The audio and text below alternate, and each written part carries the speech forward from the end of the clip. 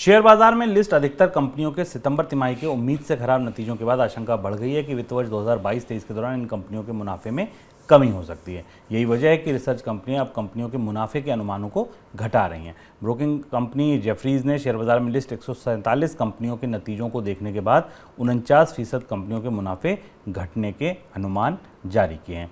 Sir, कंपनियों के downgrade के असर को कैसे समझा जा सकता है अगर हम जीडीपी के डाउनग्रेड की रोशनी में देखें तो?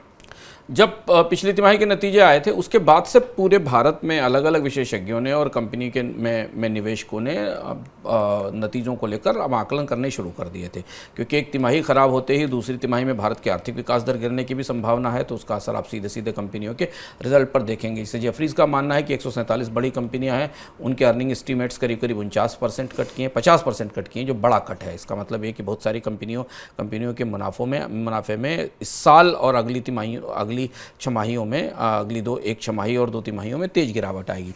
कोटक ने निफ्टी की 50 कंपनियों के नेट प्रॉफिट की जो ग्रोथ है वो 11% मानी है, जो कि इस साल, जो कि पिछले साल से मॉडरेट डिक्लाइन शो करती है।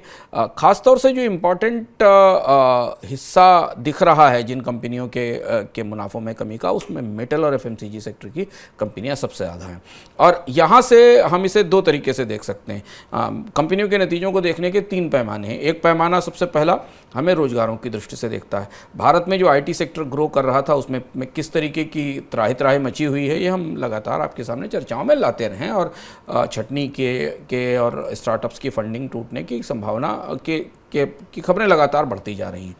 अब ये जो कंपनियां, जो ब्रिक एंड मोर्टार कंपनियां हैं, जो पुरानी अर्थव्यवस्था की कंपनियां हैं, उनसे नए निवेश की या बाकी चीज़ों की उम्मीद थी, लेकिन अब उनके मुनाफे सिकुड़ रहे हैं और मांग घट रही है। तो इसलिए रोजगारों में, खासतौर से संगठित क्षेत्र से आने वाले रोजगारों में पर दबाव आने वाले कुछ महीनों में और ज़्यादा बढ़ सकता है, पहली चीज़।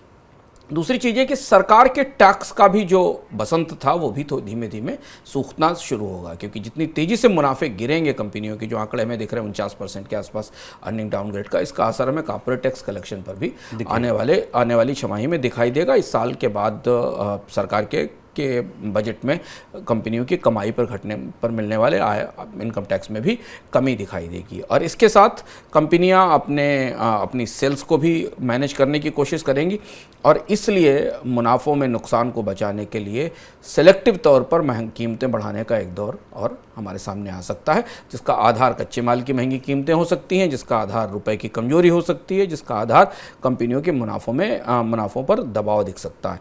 तो ये, और इसमें चौथा फैक्टर अगर आप और जोड़ लें, कंपनियों पर ब्याज के बोझ में भी बढ़ोतरी हो रही है, और उनका जो इंटरेस्ट कवरेज रेशियो है उनके टोटल प्रॉफिट के मुकाबले उसमें वो लगभग पिछले साल की तुलना में इस साल 2 गुना हो गया है। तो ये फैक्टर्स हमें इन आंकड़ों को समझने में मदद करते हैं।